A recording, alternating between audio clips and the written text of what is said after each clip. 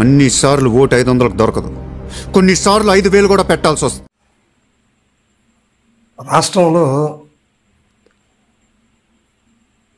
ఇరు పార్టీల నుంచి కూడా నాయకులకి పెద్ద ఎత్తున పార్టీ ఫండ్ అంటారు కదా, అది బాగా నడిచింది. అయితే వైఎస్ఆర్సీపీకి సంబంధించి అంటే అందిన సమాచారం ప్రకారం జనాలు కాదు కానీ పార్టీ నాయకులు కావచ్చు, పార్టీలో ఉన్నటువంటి ప్రముఖులు కావచ్చు, ఈ విషయం గురించి మాటలన్నీ కూడా అంటే ఎలక్షన్ అయింది కాబట్టి ఇప్పుడు ఆటోమేటిక్గా బయటకు వస్తున్నాయి. అంటే ఇవన్నీ ఎలా ఖర్చు చేశారు ఏంటి అనే అంశం మీద ఇప్పుడు అవి అధిష్టానానికి ఎవరైతే పార్టీ ఫండ్ ఇచ్చారో ఆ అధిష్టానం వారికి ఖచ్చితంగా చెప్పాలి కదా, ఆ లెక్క అనేది అకౌంట్ చేయాలి. సో అందులో భాగంగా రాష్ట్రంలో 4,000 కోట్లకు పైగా అక్కడ వైఎస్ఆర్సీపీ నుంచి ఏదైనా ప్రముఖ పార్టీ ఉందంటే అదే కదా, అక్కడ నుంచి ఒక 4,000 కోట్లకు పైగా అందినట్టు సమాచారం. ఇక రెండో పార్టీ నుంచి నాయకులకి దగ్గర 3,000 కోట్ల దాకా అందినట్టు సమాచారం. ఇక ఉమ్మడి ప్రకాశం జిల్లాలో అయితే ఎవరికి ఎంతెంత అనేది మనం ఒకసారి ఆలోచిస్తే ఉమ్మడి ప్రకాశం జిల్లాలో ఒక 3-4 నియోజకవర్గాలు చాలా కాస్ట్లీ రాజకీయాలు నడుస్తాయి. అందులో మనం గతంలో కూడా వీడియోలో ఏం చెప్పామంటే ఒంగోలు, దర్శి చాలా కాస్ట్లీ నియోజకవర్గాలు, ఎక్కువ ఖర్చుతోటి కూడినటువంటి ప్రాంతాలు. సో అందువల్ల ఏంటంటే అక్కడ 100 కోట్ల పైన 100 అయినా అవ్వచ్చు, 150 కోట్లు అయినా కూడా ఆశ్చర్యపోవాల్సిన అవసరం లేదు. అట్లా అంత దారుణంగా ఎక్కువగా డబ్బు ఖర్చు పెట్టే పరిస్థితి ఈ నియోజకవర్గాల్లో ఉంది. ఇక ఆ 2 నియోజకవర్గాలు అయితే మనం గతంలో చూసాం. ఇప్పుడు ఎర్రగొండపాలెం నియోజకవర్గం నుంచి ఒక ప్రధాన పార్టీ అంటే అక్కడ వైఎస్ఆర్సీపీ అనుకోవచ్చు, వైఎస్ఆర్సీపీకి దగ్గర 35 కోట్ల వరకు కూడా వారి అధిష్టానం నుంచి వచ్చింది. అది దాంతోపాటు ఇంకా ఒక 20 నుంచి 25 దాకా కూడా అక్కడ ఖర్చు పెట్టారనేది సమాచారం. దీన్ని బట్టి అయితే గూడూరు ఎరిక్సన్ బాబు కన్నా తాటిపత్రి చంద్రశేఖర్ గారు ఎక్కువ ఖర్చు పెట్టినట్టుంది. ఖర్చును బేస్ చేసుకుని అయితే చంద్రశేఖర్ గారు ఈజీగా గెలుస్తారనేది ఒక సమాచారం. ఇక తర్వాత మార్కాపురం కూడా నారాయణ రెడ్డి గారి కంటే అన్నారాంబాబు గారు ఎక్కువ ఖర్చు చేశారు.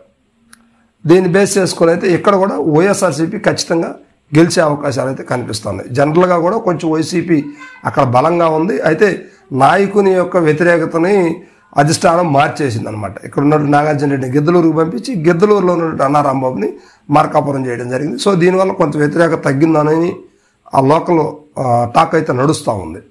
సో అందువల్ల ఏంటంటే అన్నారాంబాబు కొంచెం ఫైనాన్షియల్గా స్ట్రాంగ్ కాబట్టి ఆయన ఖచ్చితంగా గట్టిగా చేశారు. ఎక్కడ కూడా పార్టీ ఫండ్ బలంగానే వచ్చింది. పైగా ఆయన స్థానికంగా కొంచెం బలవంతుడు కాబట్టి ఆర్థికంగా సెట్ చేసుకున్నారు. నారాయణ రెడ్డి కొంచెం ఆర్థికంగా వెనకబడితనంగా ఉన్నాడు కాబట్టి కొంచెం ఈ డబ్బును బేస్ చేసుకుని అయితే ఖచ్చితంగా అక్కడ వైఎస్ఆర్సీపీ గెలిచింది. టీడీపీకి అవకాశాలు అయితే ఎటుకుండా కనిపించట్లేదు.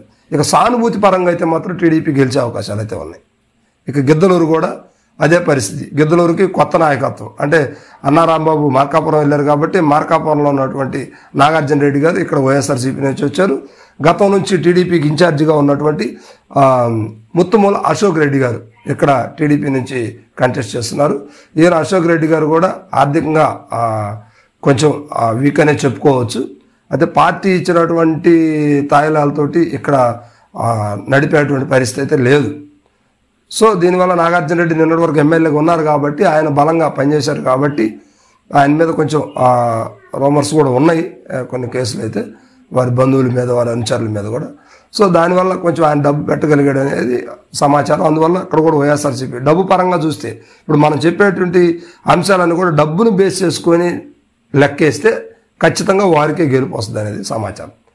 ఇక కనిగిరి తీసుకుంటే కనిగిరిలో ఉత్కంఠమైన పోటాపోటీగా నడుస్తూ ఉంది ప్రస్తుతానికి. రాష్ట్రం వైడ్గా కూడా కనిగిరి, దర్శి, ఇట్లా ఒంగోలు, కొండేపి ఇవి కొంచెం జిల్లాలకి 4 బాగా బలంగా ఉన్నాయి. 5వ చరాలు కూడా చెప్పుకోవచ్చు. సరే ఇప్పుడు కనిగిరిలో ఏంటంటే ఆయన జెడ్పీటీసీగా ఉన్నటువంటి వ్యక్తిని ఇప్పుడు ఎమ్మెల్యే అభ్యర్థి చేశారు కాబట్టి వైఎస్ఆర్సీపీ కొంచెం ఆయన దద్దాల నారాయణ గారు ఆర్థికంగా వెనకబడుతూ ఉన్నారు కాబట్టి పార్టీ అధిష్టానం ఆయనకు కూడా దగ్గర 35 దాకా ఇచ్చినట్టు సమాచారం. మిగతాది వారు ఎంత పెట్టుకున్నారు అనేది ఇక అది కొంచెం తెలియాల్సిన విషయాలు అయితే ఉన్నాయి. దీన్ని బేస్ చేసుకుని అయితే ఖచ్చితంగా అక్కడ బెద్దాల నారాయణ గారికి కొంచెం మైనస్ అనే చెప్పుకోవచ్చు. ఎందుకంటే ఉగ్ర నరసింహారెడ్డి గట్టిగా 60 నుంచి 70 కోట్లు పెట్టారని సమాచారం అయితే ఉంది. మరి నారాయణ గారు పార్టీ ఫండ్ అయితే కాదు, మిగతా ఎంత పెట్టారు అనేది చూడాలి. అధిష్టానానికి కూడా టీడీపీ అధిష్టానం కూడా ఉగ్ర నరసింహారెడ్డి గారికి పెద్దగా ఏమి అందించినట్టు అయితే సమాచారం అందింది. కానీ ఆయన ఓన్గా కంటెస్ట్ చేశారు, ఓన్గానే డబ్బులు పెట్టుకున్న సందర్భం అయితే కనిపిస్తూ ఉంది. ఇక కొండేపిలో కూడా బాగా బలంగా నడిచినటువంటి పరిస్థితి. ఇద్దరు కూడా దగ్గర ఒక 55 నుంచి 60 కోట్లు పెట్టారనేది సమాచారం. ఇద్దరు బలంగానే పెట్టారు. ఇక్కడ మంత్రిగా పనిచేసినటువంటి ఆదిమూలపు సురేష్ గారు కూడా 55 నుంచి 60 కోట్లు పెట్టారన్న అయితే వార్త అయితే నడుస్తూ ఉంది. అదేవిధంగా బాలవీరాంజనేయ స్వామి, ఈయన కూడా 2 సార్లు ఎమ్మెల్యే గెలిచారు, ఇప్పుడు హ్యాట్రిక్ కోసం ట్రై చేస్తున్నారు. ఈయన కూడా 50 నుంచి 60 కోట్లు పెట్టారని టాక్ అయితే నడుస్తూ ఉంది. కానీ ఇక్కడ పోటాపోటీ అనేది ఇంకా బయటకైతే రావట్లేదు. ఎక్కువ పర్సెంటేజ్ అతి కష్టం మీద అయినా కూడా టీడీపీ గెలవడానికి అవకాశం ఉందని చెప్పేసి అక్కడ వాతావరణం అయితే కనిపిస్తూ ఉంది. ఇక ఒంగోలు కూడా అదే పరిస్థితి, ఇద్దరు టఫ్గా ఉంది. వాసు గారు అయితే మాత్రం 110 కోట్లకు పైగా పెట్టారనేది సమాచారం. ఎందుకంటే అక్కడ మన గత వీడియోలో చూసుకున్నాం, అక్కడ గందరగోళ పరిస్థితుల్లో అక్కడ ప్రజలకు ఏం కావాలనేది ప్రతి ఒక్కరు కూడా వాసు గారు చేశారు. అదేవిధంగా టీడీపీ కూడా తక్కువ ఏం చేయలేదు. టీడీపీ కూడా దగ్గర 80 నుంచి 90 కోట్లు ఖర్చు పెట్టారనే అంచనాలు అయితే ఉన్నాయి. ఇక్కడ పార్టీ అధిష్టానం కూడా ఇరు పార్టీల అధిష్టానాలు కూడా ప్రతిష్టాత్మకంగా తీసుకొని ఒంగోలుని గెలిపించాలని ఎవరుకోరు తాపత్రయపడుతూ ఇక్కడ ఫైట్ చేస్తూ ఎలక్షన్ చేసినటువంటి పరిస్థితి అనమాట. సో దానివల్ల ఇక్కడ టైట్ పొజిషన్ ఏర్పడింది. అతి తక్కువ మెజార్టీ తోటి వైఎస్ఆర్సీపీ ఇక్కడ విన్ అవుతుంది అనేది ఉండొచ్చు. అయితే ఇక సంతనూతలపాడు చూస్తే మనం గత వీడియోలో కూడా చూసుకున్నాం. సంతనూతలపాడు వారు వన్ సైడ్ అన్నట్టు విజయ్ కుమార్ గారు టీడీపీ అభ్యర్థి ఎవరైతే ఉన్నారో బిఎన్ విజయ్ కుమార్ గారికి అనుకూలంగా పవనాలు అక్కడ వీసిని వైఎస్ఆర్సీపీ వాళ్ళు కూడా టీడీపీకి చేశారనేది ఒక బలమైన సమాచారం అయితే అవుతా ఉంది. సో దీనివల్ల నాగార్జున గారికి ఈసారి ఖచ్చితంగా ఓటమి తప్పదనేది మాత్రం ఇక్కడ సమాచారం. మంత్రిగా ఆయన ఓడిపోతారనేది మాత్రం బాగా టాక్ నడుస్తూ ఉంది. ఇక్కడ అధికంగా కూడా విజయ్ కుమార్ కొంచెం వీక్ అని చెప్పినప్పటికీ పార్టీ అధిష్టానం మాత్రం విజయ్ కుమార్కి బలంగా సపోర్ట్ చేసింది అనేది వార్త అయితే నడుస్తూ ఉంది. దీన్ని బేస్ చేసుకొని ఆయన గట్టిగా గెలిచే అవకాశాలు అయితే కనిపిస్తూ ఉంది.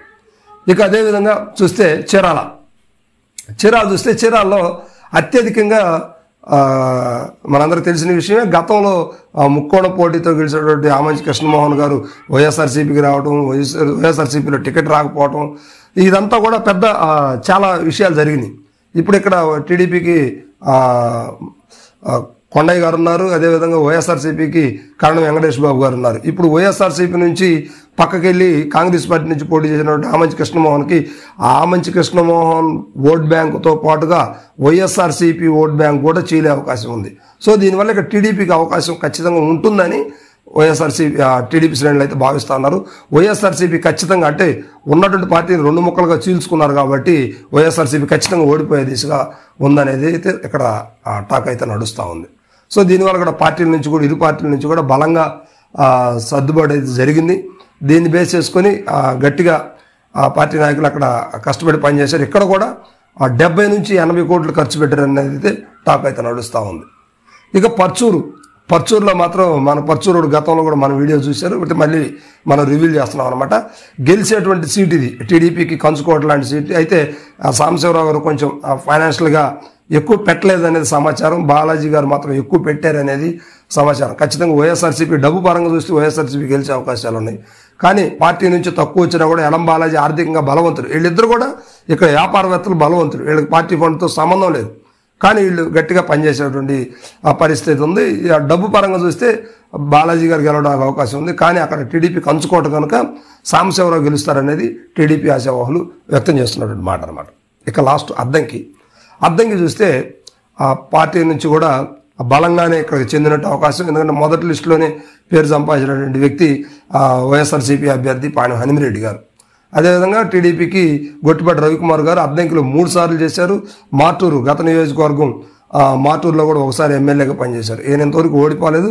మొట్టమొదటిసారి ఈయన ఓడించడానికి రెడ్డి సామాజిక వర్గాల నుంచి హనుమిరెడ్డి గారిని ఇక్కడ అద్దంకి తీసుకురావడం జరిగింది. సో హనుమిరెడ్డి గారు ఇప్పుడు కొంచెం డైలమాలో పడ్డ పరిస్థితులు అయితే కనిపిస్తున్నాయి. ఎందుకంటే రవికుమార్ కంటే చాలా తక్కువ ఖర్చు పెట్టారనేది సమాచారం, ఉన్నటువంటి సమాచారం. ఎందుకంటే కొన్ని ప్రాంతాల్లో డబ్బులు రవికుమార్ కంటే తక్కువ ఇచ్చిన సందర్భం అయితే కనిపిస్తూ ఉంది. సో దీన్ని బేస్ చేసుకుంటే డబ్బు పరంగా చూస్తే ఇంకా ఆర్థిక పరంగా చూసినటువంటి కానీ లేకపోతే సామాజిక పరంగా చూసినా కూడా ఇక్కడ బలమైన అభ్యర్థి రవికుమారే కనిపిస్తున్నారు. మరి హనుమిరెడ్డి గారు కొత్త కనుక ఖచ్చితంగా నియోజకవర్గ ప్రజలు ఆయన ఆదరించారా లేదా అనేది మాత్రం కౌంటింగ్ దాకా వెయిట్ చేయాల్సిన పరిస్థితి. సో దీన్ని బేస్ చేసుకొని రవికుమార్ గారికి మళ్ళీ ఇక్కడ అవకాశాలు అయితే కనిపిస్తూ ఉన్నాయి. ఆర్థికంగానూ బలంగా ఉన్నారు, అదేవిధంగా నాయకత్వంలో కూడా ప్రజలను కూడగట్టడంలో కూడా బలంగా ఉన్నారు. అదేవిధంగా కమ్మ సామాజిక వర్గం ఓట్లు కూడా ఇక్కడ బలంగా ఉన్నాయి కనుక ఖచ్చితంగా రవికుమార్ గెలిచే అవకాశాలు ఉన్నాయి. అయితే హనుమిరెడ్డి గారు కష్టపడ్డా కానీ ఇక్కడ ప్రతిఫలం అయితే లేదు. ఎందుకంటే అంతా కూడా ఆ టీడీపీ వర్గీయులతో మమేకమై నడిచినటువంటి పరిస్థితులు ఇక్కడ కనిపిస్తూ ఉన్నాయి. దీనివల్ల ఏంటంటే ఎవరు ఎటేసారు ఏం జరిగిందనేది హనుమిరెడ్డి గారికి అర్థం కాని పరిస్థితి. ఇక్కడ ఖచ్చితంగా రవికుమార్ గెలుస్తారనేది టాక్ అయితే నడుస్తాం. కరెక్ట్. ఇది జిల్లాలో సంక్షిప్తమైన వార్తలు. ఇక ఎవరు ఎక్కువ పెట్టారు అనేది అందరికి తెలిసిన విషయాలు. ఇవన్నీ కూడా నెక్స్ట్ ఎవరు గెలుస్తారనేది నెక్స్ట్ వీడియోలో మనం చూద్దాం.